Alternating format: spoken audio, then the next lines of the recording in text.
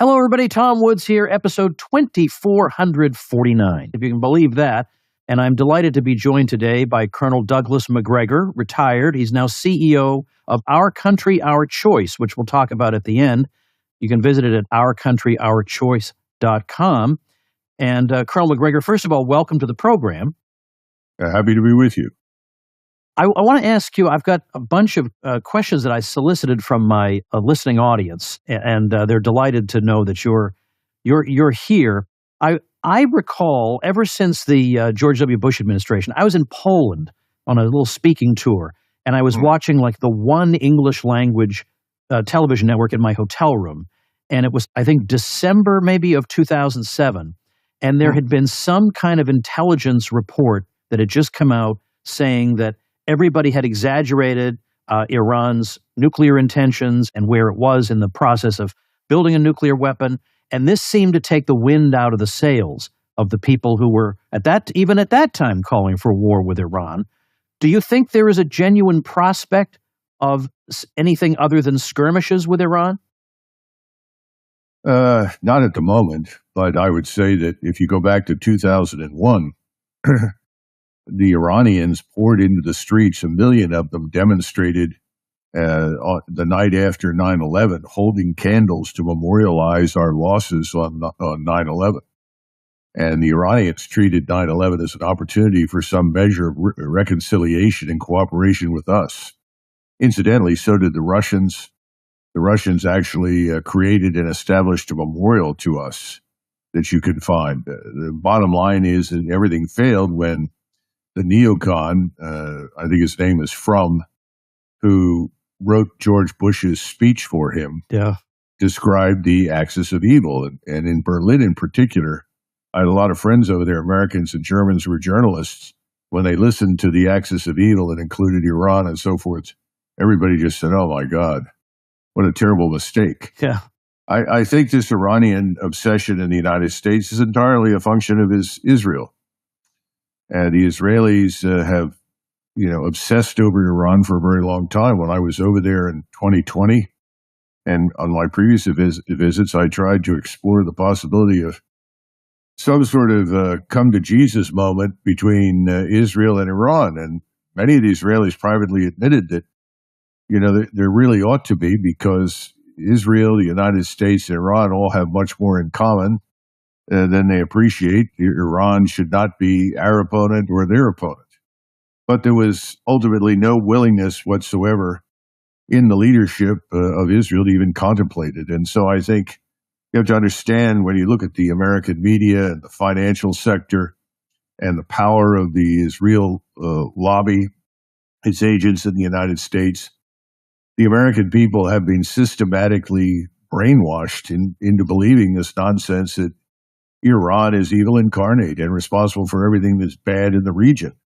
Everybody forgets that after Trump was elected and he went after ISIS, that the Iranians, in particular the Shiite militias that had been equipped and trained by the Iranians in Iraq and Syria, all went after ISIS with a vengeance.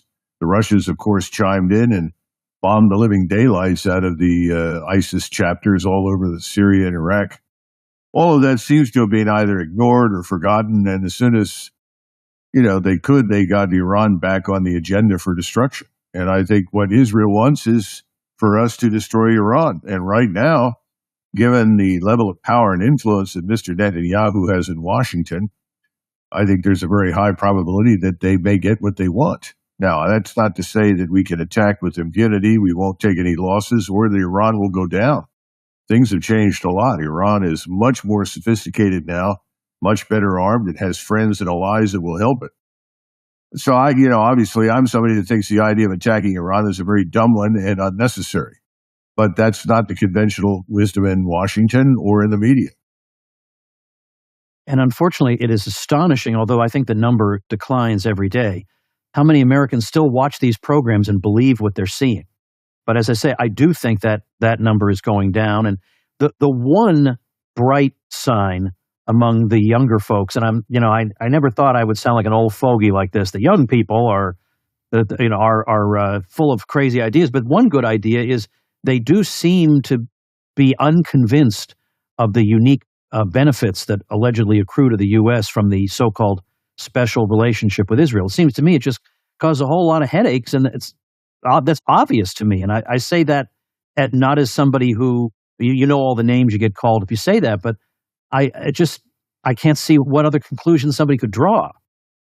Well, I've always strongly supported the Israelis simply because I think the Israeli state deserved to exist. I think 6 million people died and made a down payment on that state. So I have always been willing to support them and advocate for them, but I have never seen anything like this. And this has been a sea change for me in my views of Israel, because I knew there were many, many Israelis who wanted desperately to rid Israel of its Arabs, that they were an irritant and a danger and they should all be moved. I never heard anybody threaten them with extermination, mass murder. So at this point, it's very difficult for me to understand why President Biden doesn't pick up the phone and simply call and say, look, either you stop what you're doing in Gaza immediately or we will withdraw our support. Now, I do understand why that hasn't happened, because Mr. Netanyahu controls Washington. He's far more influential and powerful than Mr. Biden. Biden's almost an afterthought right now on the Hill compared with Netanyahu. We read these headlines, though, about Biden and other presidents wringing their hands over Israel, over one thing or another, that they're allegedly so frustrated that they can't get the Israelis to see their point of view. But as you say, it wouldn't take a lot. I mean, the U.S. is in a very significant position here. It wouldn't take a lot if you really wanted to impose your view. President Nixon supported the Israelis, but he also reined them in. He refused to let them cross into Egypt and create havoc and disaster in Cairo. And this came at the end, if you will, of the 73 war. The Israelis grossly underestimated the Egyptians. The Egyptians crossed, set up a brilliant defense. The Israelis had a lot of trouble. They took a lot of casualties. It's actually in some ways reminiscent of what we saw on 7 October. The Israelis were surprised, or at least that appears to be the case. Now, in retrospect, there was plenty of evidence that the Egyptians were going to cross the canal and do what they did, but people chose not to see it. That may well have been the case on 7 October. But the bottom line is, however justified Israeli strikes against Hamas may be, and I think they were after 7 October, there's no question. This business of engaging in ethnic cleansing and doing so on the American dollar and with American unconditional support is simply unacceptable. Now, most Americans aren't engaged. I don't know what you think, Tom, but I don't think most Americans are paying a great deal of attention. And historically, we have seldom paid attention to what happens overseas. Well, I think that's got to be a good chunk of the explanation. I mean, when we look at how the war on terror was conducted for 20 plus years, and it seems like what it destabilized a whole bunch of places, took bad regimes, replaced them with worse ones. You would think somebody would complain about that after a while. You spent my money on what? But I think most of them don't pay attention. Well, you have to look, too, at something else. Look at the driving forces behind our interventions in the Balkans, our subsequent intervention in Afghanistan and Iraq. And they're very much the same people that are currently running your government today, driving the foreign policy. They're all ideologically aligned. They're all part of the same neoconservative group, if you will, that seems to want perpetual war. And part of it has always been in the Middle East, certainly to make the Middle East safer for Israel. But it's clear that our intervention in Iraq actually made things much worse for Israel, made the region far more dangerous to Israel than it was before we went in. So it was an immense failure. I don't see that what we're doing now is going to help Israel or guarantee its future existence. On the contrary, I worry that the conditions in the region are so dangerous. There is an explosive content to everything that's being said and done. Egypt, for instance, in 1973 had a little over 40 million people. Today, 100 million. In Egypt in 1973, the literacy rate was perhaps 40%. Today, it's up in the 80s.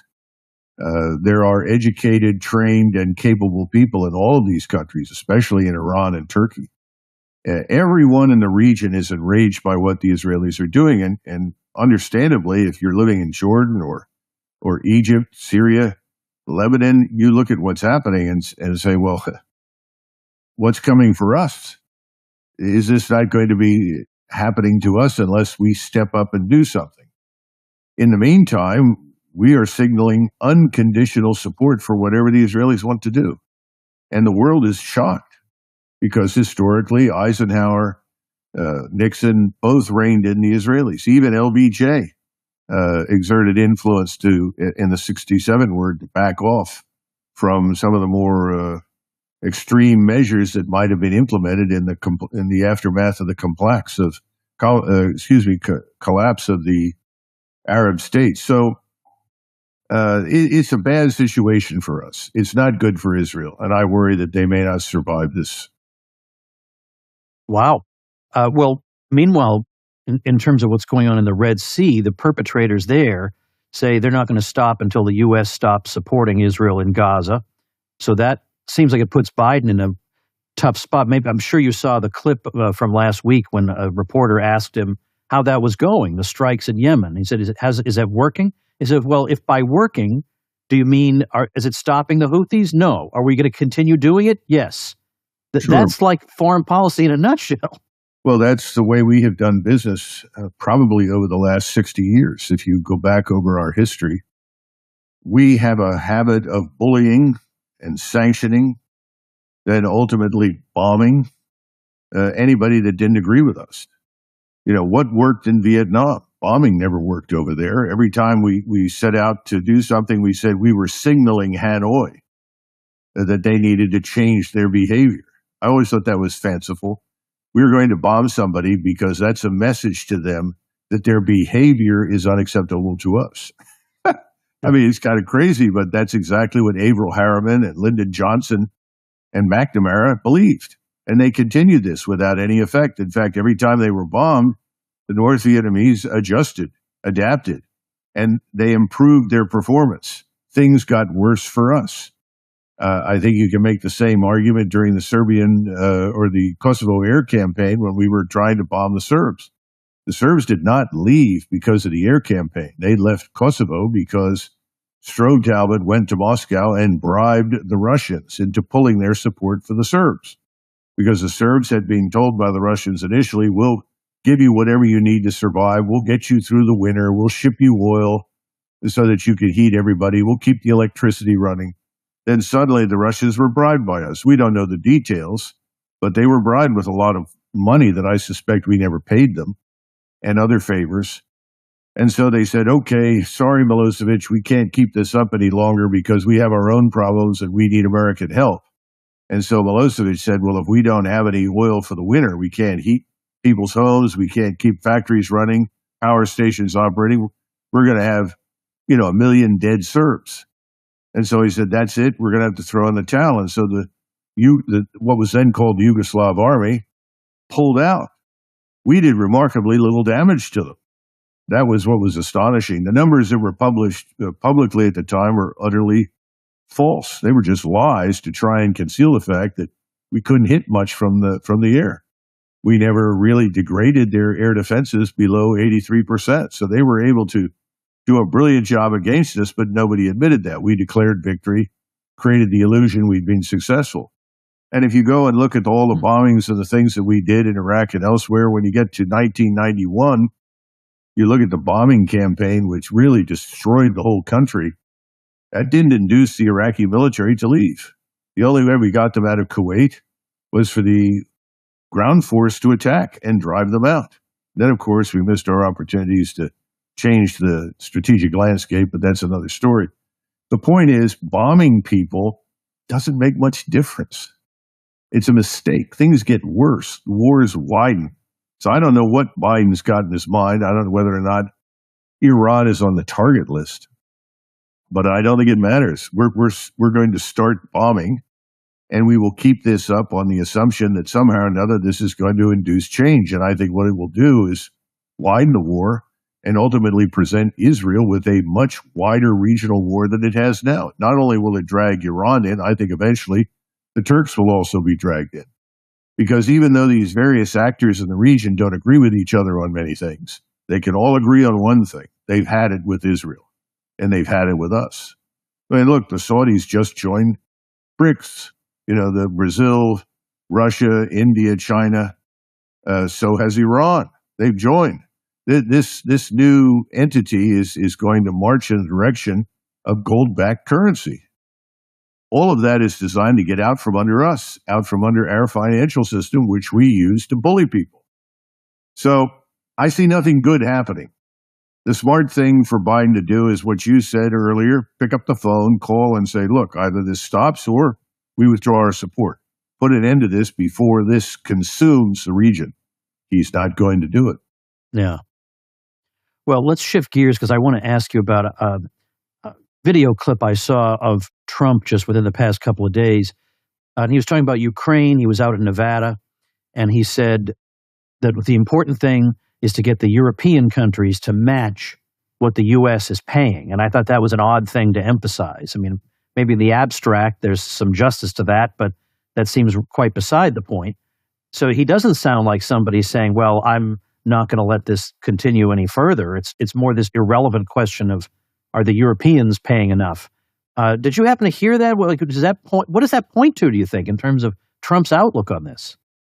Well, first, as people know, I have a great deal of affection for President Trump on a personal level. I liked him very much, and I thought that his basic instincts were good. But the problem he has today is the problem he had when he was in office, and that is he surrounds himself with very bad people who give him extraordinarily bad advice. NATO is dead.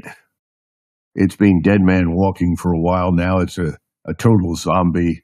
It's not going to survive what's happened in Ukraine. Russia presents no threat to Europe. Russia doesn't want to attack Europe. Russia acted as it did in eastern Ukraine because we goaded them into it. They had asked us for 25 years, please don't move NATO's border closer to our border. And we went ahead and did it, and they tolerated it until finally we moved into Ukraine. And that became an existential threat to Russia. Now, why? Is it because Americans wanted to threaten Russians? No. It's because the people in Washington want to threaten Russia. And the same people that are pushing war in the Middle East, that pushed war in the Balkans, are trying to keep this sick, demented campaign going in Ukraine, which is only killing more Ukrainians and doing more damage to Europe. What's the outcome of the war? The outcome of the war is that we've destroyed Europe's economy. The Germans are being deindustrialized. Here's the greatest scientific industrial power, or at least one of the three greatest in the history of the world, Germany, that is being deindustrialized as a result of cutting off cheap energy, natural gas, and other things from Russia. The Russians didn't do it. We did it. We cut them off. And so now Germany is in real trouble, which means that the European Union is on the ropes. Germany is the economic bulwark of Europe. You kill off Germany's economic strength, power, and productivity. What do you do to the rest of Europe? You essentially send it into a tailspin. You impoverish it. And that's what's happened in Europe. The Europeans are in terrible shape. And they're beginning to figure this out, but their leaders are carbon copies of what we have in Washington, D.C. They're all part of the globalist neocon community. And Russia was an outlier. Russia would not submit to us. Russia would not be bullied by our financial system. And Russia said enough's enough and went into eastern Ukraine, discovered that it was even worse than they anticipated. But they knew that if they didn't go in then, eventually missiles would show up from the United States and eastern Ukraine with which we could threaten Russia. It's insane. There's no reason for it.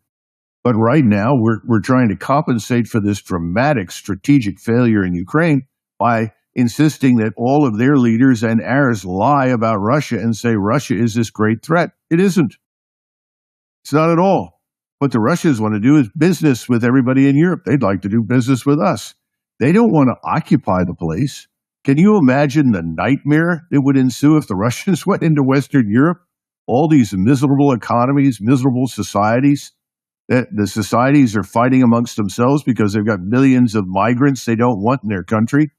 Their economies are failing and they can't afford all that they need to in order to preserve and protect and shelter their own populations. Forget it. The Russians aren't in the slightest bit interested in fighting in Western Europe. We are a danger right now to Europe and the world. We are the ones that want to put nuclear weapons, for God's sakes, in Great Britain again. Britain needs our nuclear weapons like they need an extra hole bored in their heads. This sort of thing needs to stop. It's wrong. It's unnecessary. We need to get off this bandwagon. And if we can intervene soon and put an end to what's happening in Gaza, I think we can arrest the drift, which is rapidly becoming a stampede to regional war. But I don't see that happening. And I think because of all of the neocons and globalists on the Hill and the people that dominate the federal bureaucracy, we'll get a major war. And we're completely unprepared for it. So are the Europeans.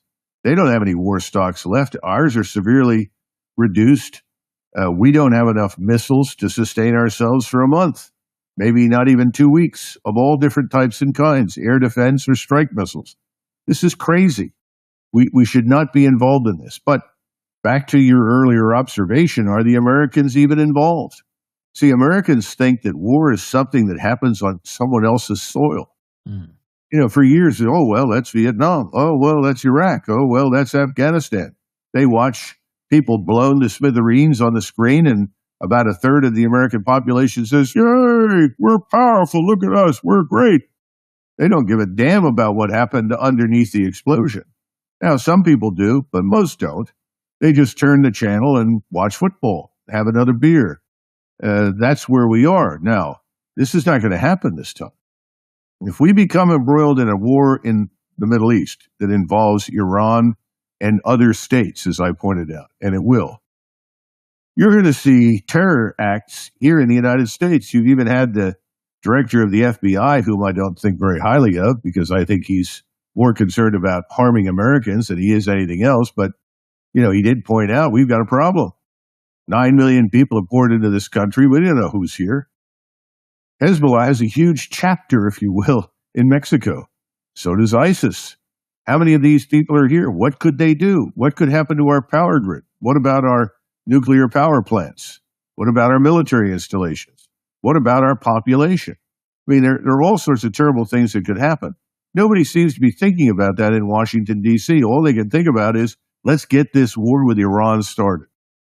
Maybe they think it's 1991. And that we are the preeminent military power in the world. We aren't. We just demonstrated that conclusively in Ukraine. Our equipment has not performed well. Our technology has not performed well.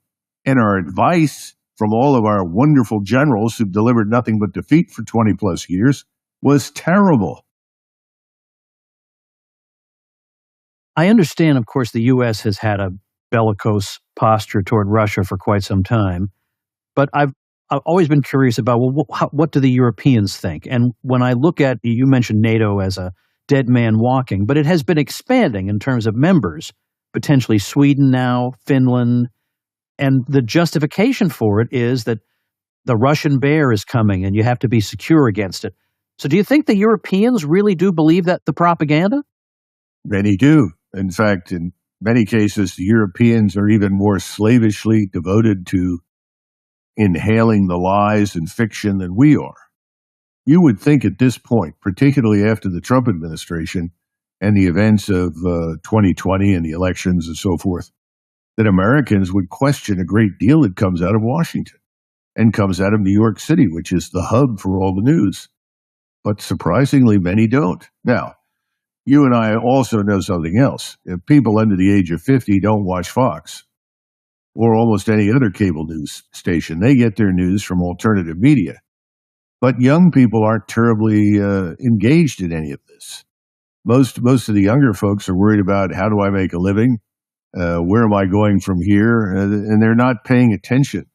But they don't believe everything that's coming out. In Europe, it's a little different. There, particularly in Germany, Scandinavia, the Netherlands, Austria, Finland, people are sort of mindless robots. They think, well, on the television it said X, the news said this, the government says this, and you look at them and say, well, are you completely stupid? Don't you realize these people are lying to you? I mean, especially in Germany. I get into these arguments with my German friends. I say, what's wrong with you? These people are not telling you the truth about Ukraine. They're not telling you the truth about the war. I've been saying this for 2 years. When this whole thing started, I said Ukraine has no more chance of winning than Mexico would have winning a war with us. So wake up. And they look at me and say, well, the media and the government. I said, what's wrong with you? Have you learned nothing from history? Stop listening and think. I want to know if because we hear that, especially after October 7th, when suddenly the foreign policy establishment turned its attention to the Middle East, and we began to hear, indications that maybe we should moderate our expectations in Ukraine. Is the U.S. in fact in some way winding down its intervention or its involvement? Well, inevitably, what did we do at the end of the Vietnam period? We just walked away. When things don't go our way, we pack up and leave. For how long did people insist that we were turning the corner in Afghanistan? How many times did we kill the insurgency in Iraq before we finally left in the middle of the night? I mean, the first time we thought about leaving, we found out that everybody that we were working with in Iraq was ratting us out. In other words, we'd be shot to pieces. So when we finally left Iraq back in 2011, we didn't tell anybody. We went out in the middle of the night. That's a great victory, isn't it? But no one ever bothers to go back and tell the truth. Because again, these are things that happen overseas. Americans have a bad habit of dismissing what happens beyond their borders as, okay, that's fine. It's not a big deal. We move on from here. I mean, how many strategic failures do you have to have before someone wakes up and says enough? And every year we have a bigger defense budget and a bigger budget for the intelligence organizations and special ops. You're spending over $1 trillion a year now. And roughly $1 trillion is what we pay to service the national sovereign debt. I mean, good Lord, this is insane. And everybody says, that's not a problem. We'll print more money. Well, you can print until you can't. And we're rapidly approaching that point, as I think people will find out the hard way this spring. But for the moment, everyone says, oh, drink up, be merry, everything's fine. I know that I've noticed that a lot of people who, let's say, describe themselves as America first, they'll say that a lot of the alleged threats to the U.S. are overblown and a lot of the interventions are unjustified. But they change their tune when it comes to China. They say China's a real threat. So what do you think the real truth of the matter is? In what sense is China a threat to the U.S. or otherwise? Well, I've never bought that argument ever. But if you look at China today, which is in very serious economic crisis, its shadow banking system has finally been exposed. The corruption has just engulfed everyone in China. That's why Xi spends all this time rounding up generals and admirals in the Army and the Navy and imprisoning them. That's why he's imprisoning all sorts of so-called corporate leaders. China's a mess. A lot of the people that are now pouring into our country are single young men from China. Well, large numbers of them were wanted by the authorities for criminal behavior inside China. Not criminal behavior in the violent sense, but white-collar crime, embezzling, stealing, cheating on a whole range of topics. China has always had the problem of being too large, too big to govern. They can't barely manage themselves. The other thing is that the Chinese historically are not a great military power. Military power and the military profession are not really held in high esteem. What they want is a force that can protect them. They think they deserve that. But as far as invading somebody else's country, no. They tried that against the Vietnamese after the Vietnam War, and what happened to them? The Vietnamese crushed them. The Japanese, the Mongols, the Tartars, all of these people historically and Europeans have crushed China mercilessly. There's no threat from China. If we leave China alone, there are enough other actors in the region that the Chinese are not going to put themselves at risk. Japan is an enormously powerful state that never gets attention in the United States. The Japanese armed forces are superb. I would argue better than our own. So, the bottom line is no, there is no threat from China. However, if you are in Asia and you ask the Japanese, the Koreans, the Vietnamese, the people that border China what the threat from China is, they'll say it's Chinese. If you let Chinese into your country, they come in, they colonize you, they take over your business sector, and then they bring in women and they peddle their women to the locals. And suddenly, within a generation, you're no longer Vietnamese, Japanese, or Korean. You're just Chinese. In other words, they fear the population overwhelming them in the region. So you look at the border between North Korea and China. The Chinese want to keep the North Koreans out, but the North Koreans don't want anything to do with the Chinese. They're afraid that if the Chinese come into their country again, as they did during the Korean War, they'll never leave. They'll have millions of Chinese, and they will cease to exist. The Manchus were a Mongol Turkic people in Manchuria. They cease to exist because they have, quote unquote, been Sinified. This is not a new phenomenon. This is how China has expanded. You move in and your population overwhelms the indigenous people, destroys their ethnicity, destroys their culture, their identity. That's the danger that people in Asia fear. They don't fear the economic danger. They want to be part of the Chinese market. They want to do business with them. They certainly don't fear the Chinese military. You made brief reference to Vietnam, and that reminded me. I suppose you know David Stockman? Yes. Okay. So David Stockman is an interesting guy because he agrees with you on foreign policy, it seems to me, almost completely, if not completely. And I asked him, well, how did you feel about the Cold War at the time? And he was actually must have been only a handful of non-interventionists back then. Now, when I was in high school, at age 16, on my own, over the summer, with no one prompting me to do it, I read Richard Nixon's book, No More Vietnams. And it convinced me that Vietnam was necessary and just. And I just followed that. I was very much an interventionist for several years. I was a young kid.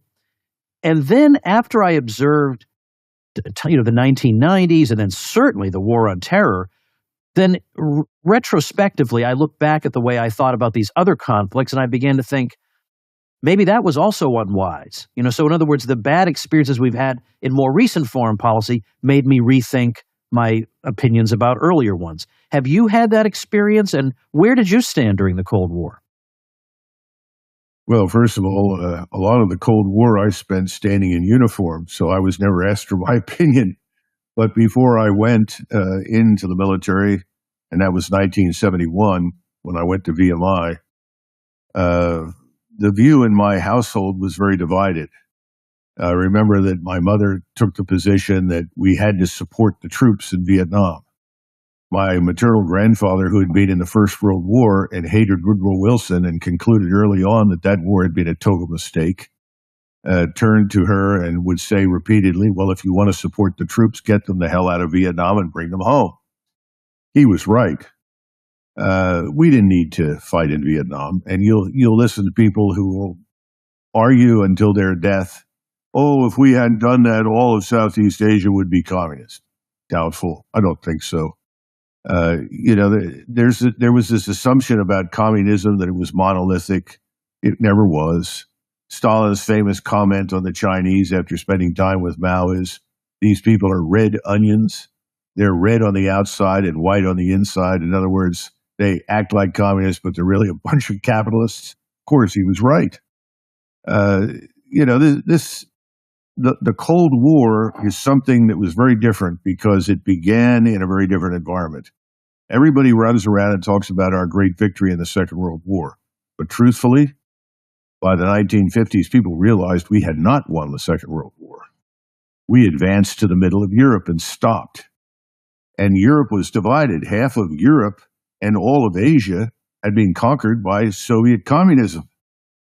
And so people said, my God, what did we do? You could go back and read Kennan, and he talks about the fact that we moved so slowly out of France and into Germany, and we took horrendous casualties while we were moving, by the way, so it didn't save us in terms of American lives very much.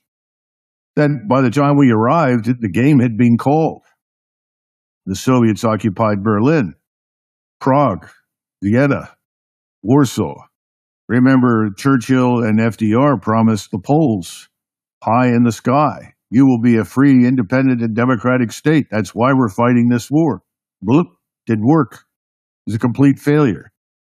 So the aftermath of World War II was a little different from what everybody thinks today. There were lots of people who said, gee, this hadn't worked out well. It could have been a lot different, could have been handled better. The aftermath of World War I was much more clear-cut. People all knew that we shouldn't have gotten into the war. We made a mess out of Europe. I urge people to do this. Warren Harding's inaugural speech is worth reading because he makes the argument for no more alliances, no more commitments to anyone, that America's future should not be hostage to another country's interests. We have no interest in becoming part of other people's wars. Well, until 1929 and the Depression struck, that was the attitude. The Depression changed everything. It suddenly propelled FDR into power, who was, by standards today, a neocon trying desperately to embroil us in war, worked tirelessly through the 30s to get us into war against the Germans, and refused to see the danger presented by Stalin. I mean, we could go on and on and on and talk about these things, but the point is, this is 2023. Have we had enough? How many Americans' lives have been sacrificed? How much treasure has been wasted? We were sitting down the other day and talking about the thousands of hospitals that could have been built with half of the $14 trillion lost during the last 20 plus years on these interventions. What kinds of things could we have done for our own country and our own population? People need to start asking those questions. Yeah. And they need to understand that we have one existential threat today. That emanates from the southern border. And someone who says it's not an invasion has lost their mind. We are being invaded, and our own government is helping it. 9 million have come in since Biden became president. But there are probably another 20 million illegals already in the country from the 1990s and during the period of the Bush and Obama administrations. This is a catastrophe for us. We can't absorb these people. And thanks to President Obama, who announced that there was no requirement for anyone to assimilate in order to be an American citizen, how many people are running around with American citizenship who are just here because it's a ticket of admission to the great consumption machine? What's happened to our national identity, our culture? Well, that's being erased. Well, finally, some people are standing up. They're standing up down in Texas, thanks to Governor Abbott. Maybe this is a turning point. Maybe finally the American people will stand up and say enough's enough. That's the real danger. And again, too many people inside this country with uncertain origins and uncertain interests. We don't know what that means for the future. But it doesn't mean much good. And somebody said to me the other day, well, you must be a racist. You don't like Mexicans? I said, no, of course not.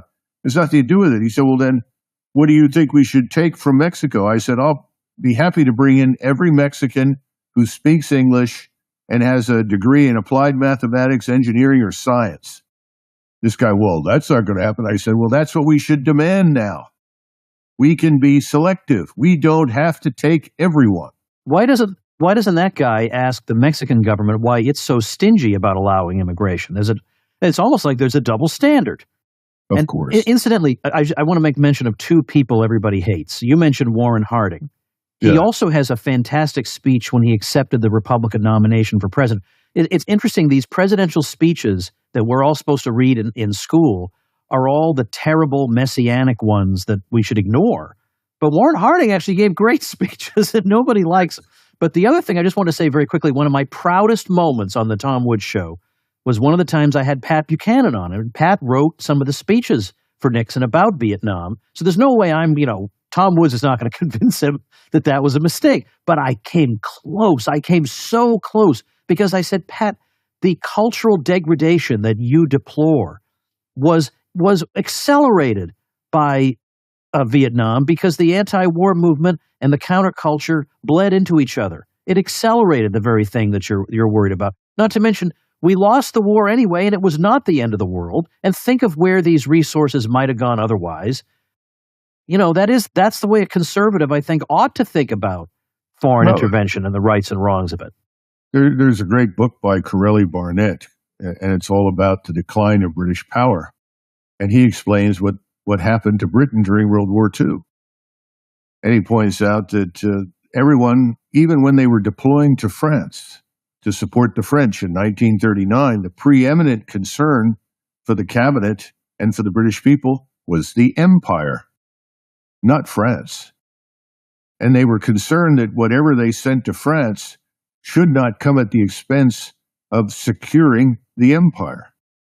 And so you had hundreds of thousands of British soldiers and seamen and airmen all over the world, in Asia and in Europe, fighting to preserve the empire.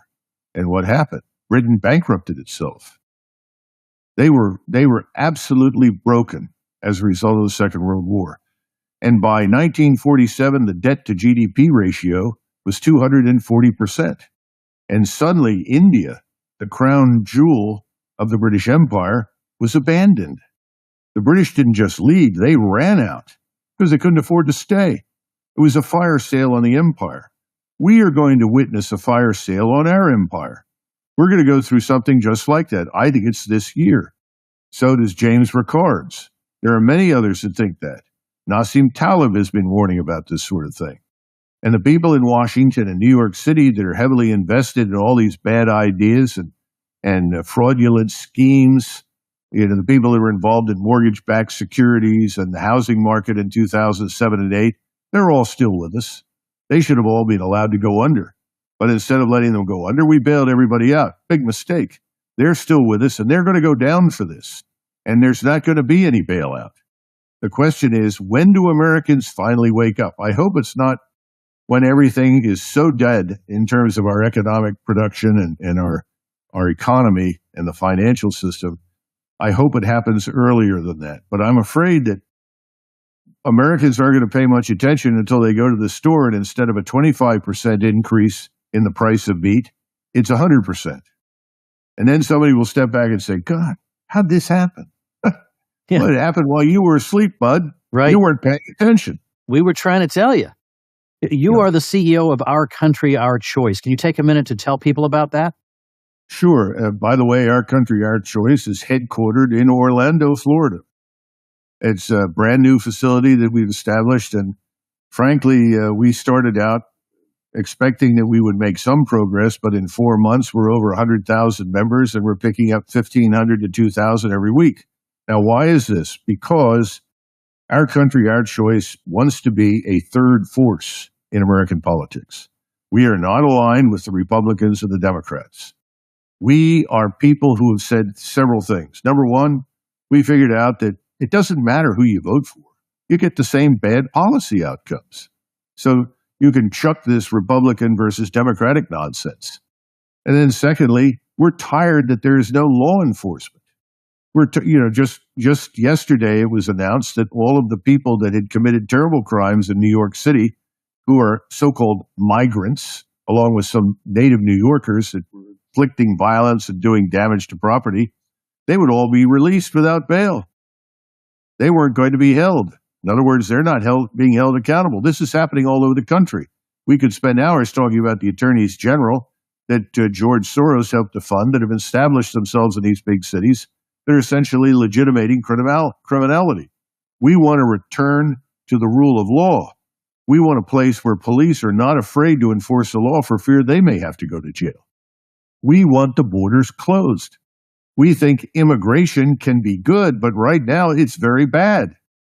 We have millions and millions of people inside this country that we can't afford to keep. When the economy tanks and the financial system explodes, we're going to see just how bad it is. Because people are going to wake up and look at all of these individuals the government's trying to aid and support and say, wait a minute, they're not citizens. What are they doing in this country? And we go down from there. We're sick of the sexualization of children. We don't like the agenda, this sort of Marxist Trotskyite agenda that pretends that men can have babies and that switching out genitalia is no big deal. This sort of stuff is sick. It's demented. It's degenerate. It has to end. We want to stop these things. Now, that's not all, but those are the big items. And frankly, we'd like to see electoral integrity, but we've got 50 states. Each state has different regulations and rules. And there's no guarantee, depending upon who governs you, whether or not you're going to have a free and fair election. So, we are not stupid. We're not naive. We know this is a big problem. But if we can build this third way into a real movement and bring millions of people in, we think that we can ultimately have an impact because we want to recruit new people. The biggest problem we have in Washington, Tom, is that every time they look for someone to appoint, they go back to the poison well. What's the poison well? The poison well consists of the Ivy League schools and the service academies. If you go to these places and appoint these people, you're getting wokeness on steroids. You're getting people who are completely out of touch with reality in the international system. People that believe that we have some sort of God-given right to interfere in everybody else's society to create some sort of replica of our own society when we think our problems at home are far more important. So, this is what our country, our choice is about.